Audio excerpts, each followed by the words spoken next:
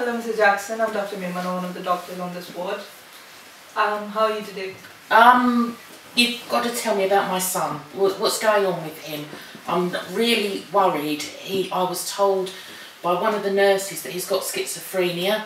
Yes. And I went home yesterday. I've been looking on the internet. I'm just really worried about him. What's going on? Yeah, I'm really sorry to hear that you had such a horrible night. The nurses did ask me to come and have a chat with you about it, so I'm here to answer any questions you might have about your son or about the mental illness he suffers from. Well, what is schizophrenia?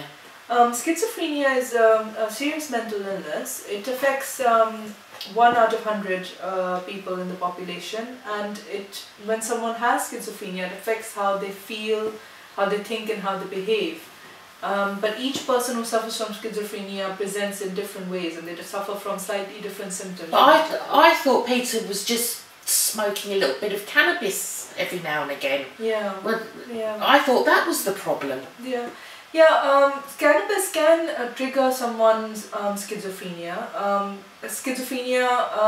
Sometimes it happens in people who do take drugs, so there is that possibility. But in your son's case, we did a test on his urine to check whether he still has drugs in his system, which he doesn't anymore.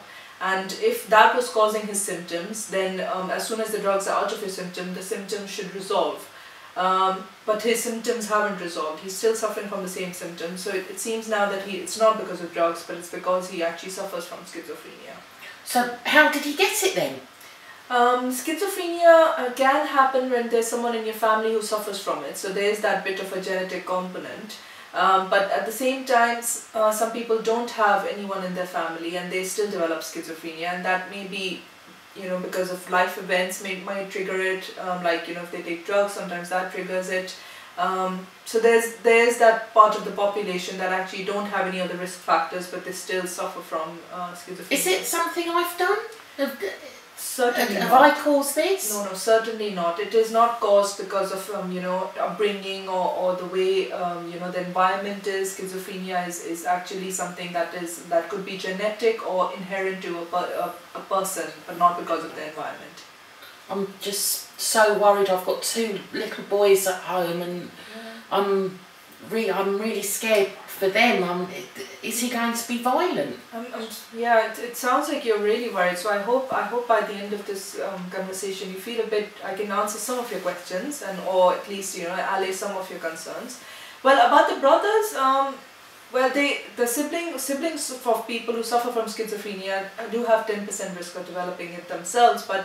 What was it in particular that you're worried about when it comes to your... Well, I'm just worried that Peter might harm the little boys. Oh, right. It might be violent. You hear all sorts of things on television. Because schizophrenia has that sort of reputation, unfortunately, in the media, but actually people who suffer from schizophrenia are actually quite vulnerable themselves. They're quite afraid, and they feel, sometimes in the symptoms they might feel that people are after them, so they react in a defensive way as opposed to an offensive way.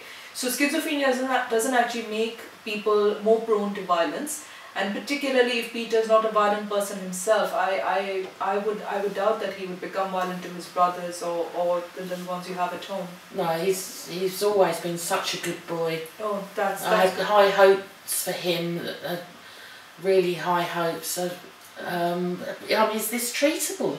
Yes, it is, absolutely. I'm glad you've come to that, because it is absolutely treatable. There are medications because in schizophrenia what happens is that the chemical imbalance, there's a chemical imbalance in your brain, particularly a chemical called dopamine.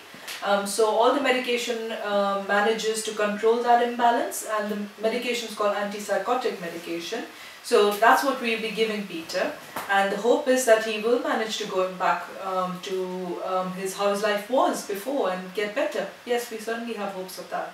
But will he have any side effects from the medication? Yes, unfortunately all medication do have side effects, and antipsychotics do as well. Some of the common side effects are that people get quite drowsy, and they tend to have aches and pains initially once they are getting on the medication, but sooner their body does adjust to the medication. And then each medication has their own sort of side effect profile, but we can talk about that later and choose a medication that is best for Peter, side effect profiles that he manages best. is this going to stop him from going to college and having a normal life? I mean, he's only 20. Yes, well, we certainly hope it should, because 1/3 of the population of people who suffer from schizophrenia do manage to go back to how things were. They manage to go back to college, lead a normal life, work, etc. So I have certain hope, we all certainly have hopes that he will manage to get right back on track. Certainly, yeah. Okay, thank you, Doctor. No problem, no problem. Are you feeling any better? Do you feel that you know a bit more about Yes, schizophrenia? thank you. You've been helpful. Wonderful. Do you have any questions remaining about it? No. No? Wonderful. All right. Well, if you do, let me know and I'll be on the wall. Okay. Thank you very much.